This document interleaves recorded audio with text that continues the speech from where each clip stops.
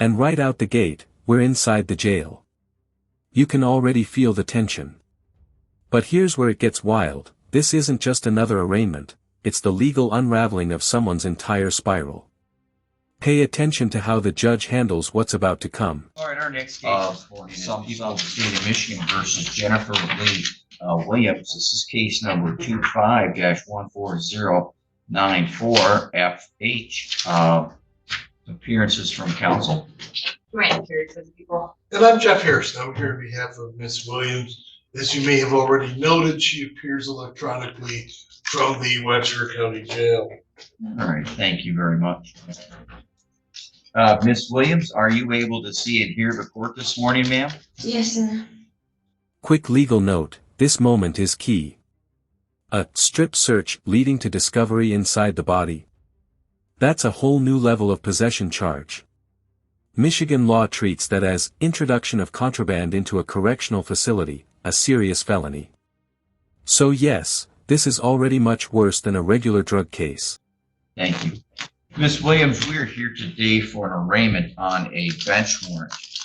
This court, back on August 1st, signed a bench warrant for your arrest.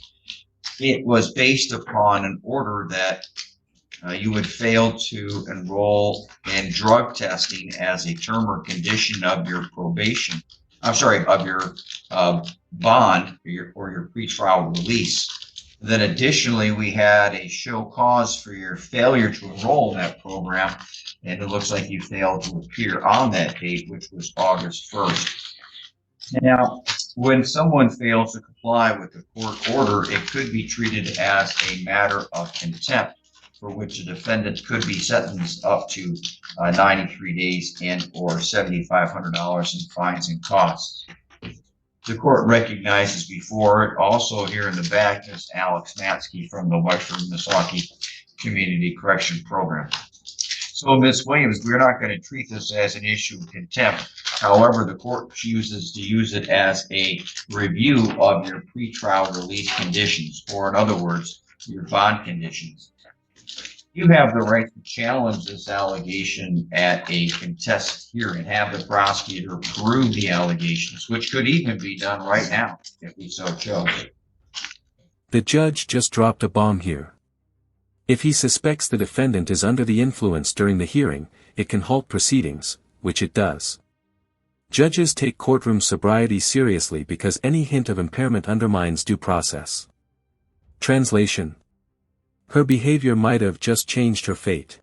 At that, you'd hear some witness testimony. You could cross-examine that witness. You could also present witnesses' evidence or testimony if you chose to do so. And of course, you'd be represented by your defense attorney at that hearing. Again, the court must give you some due process. Now, if you're found to be in violation of your bond conditions could be modified, continued, or bond could be revoked, and you could be remanded into custody. Now that I've told you what the allegations are, what your rights are, and the possible consequences of your choices, I'm going to turn to Mr. Harrison. Mr. Harrison, how does your client wish to respond at this time, sir? At this point, Your Honor, we would, in light of the fact that she's also set to be arraigned on new charges, at 1:30 today, we have no option, frankly, but to do something to contest the bond violation at this juncture as well. Okay. So is there another allegation that she tests positive? She had a pipe. Oh, she had allegedly had a method. So that will also be dealt with at the hearing. Plus, I'm going to note that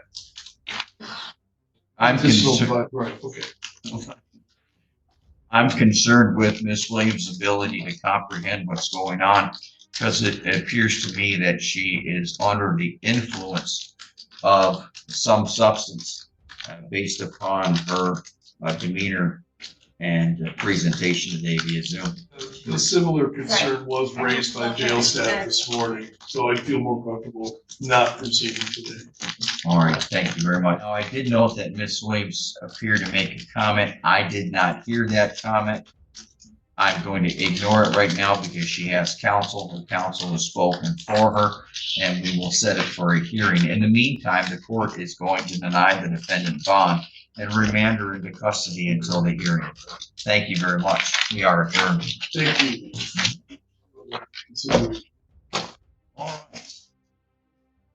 And here's the emotional gut punch. This isn't just legal drama, it's raw human betrayal.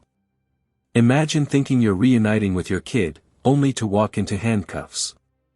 That detail doesn't legally change her bond status, but it does shift how we view her choices. Question for you, does that kind of setup cross an ethical line, or is it fair game for law enforcement? I'm sorry, person at the jail, what is your name? Jennifer? Williams? Yes. This is case number 253631FY, the people of the state of Michigan versus Jennifer Lee Williams. We are here for an arraignment. Ms. Williams, did you have the opportunity to meet with somebody from the defender's office today? Yes, sir. I have a complaint that alleges that on or about August 8th, 2025, in the city of Cadillac of Wexford County, in count number 1, it is alleged that you did commit the offense of possession of methamphetamine. That is a felony punishable by up to 10 years in prison and or a fine of $15,000. In count number 2, it is alleged that you did commit the offense of police officer assaulting, resisting, or obstructing, in particular Sergeant Zach Hicks of the Cadillac City Police Department. That is a 2-year felony punishable by up to 2 years in prison and or $2,000. And consecutive sentencing may be imposed if it happened in place of confinement. In count number 3, it is alleged that you are a disorderly person who is found jostling or roughly crowding people in a public place. That is a misdemeanor punishable by up to 90 days in jail and or a fine of $500. In count number 1 and count number 2, the prosecution has also elected to charge you as a habitual second offender. That means that you have at least one prior felony or attempted felony in your past. That makes the 10-year felony and the 2-year felony punishable by 1.5 times that amount. Do you understand those charges and the potential penalties? Yes. You also have the right to have a bond set. Your bond is based upon the probability of you appearing at future court appointments, the seriousness of the offense charged, and the threat that you pose to the public. Counseling, historically, I show a jostling in 2019, domestic violence in 20, in 24, larceny less than 200, in 24, an attempted resist and obstruct. There was a 4A case back in 17. In 06, there was an MIP of alcohol. 22, an operating while visibly impaired. And 25, a trespass. It's my understanding that she has a bond violation out of the circuit court for I think it was a drug charge and possession of contraband, if I remember correctly. My probable cause affidavit that I read today indicates that she was maybe in absconder status in the circuit court. And I know there was a bond arraignment or bench warrant violation arraignment today in which was set for a contested hearing, if I remember correctly. Probable cause affidavit also indicated that looks like there was an attempt to apprehend her by the bounty hunters, so to speak, looking for her. Any comment regarding bond defender's office? I apologize. I wanted to make the court aware that the circuit court, or I was informed by the circuit court did not accept any plea from her today because she appeared to be under the influence of something to them. I spoke with her about an hour ago, and that didn't strike me to be the case. So I just wanted to make that statement. I will state for the record, I did watch her arraignment this morning via the live stream because I was curious what was going to happen. And it did appear that, to me, it looked like she may have been nodding off at times, but I'm not sure about that. So I can understand where the court was coming from with that. Okay. But I will just say I would be comfortable, but the state of mind that she was in at least an hour ago, I'm assuming it's remained the same. But proceeding as usual. I would like to say that the incident, at least where she was picked up here, I don't know, I feel as if mentioning it, because I found it sort of uniquely like an awful way to get arrested, was her. Notice the prosecutor's tone, firm, not vindictive. But make no mistake, asking for a 12-month jail term and 3 years probation sends a message: the system's patience is running out. This is where justice and rehabilitation collide. Baby's father more or less tricked her into thinking that she was going to see the child for the first time in 3 years, and then she got arrested.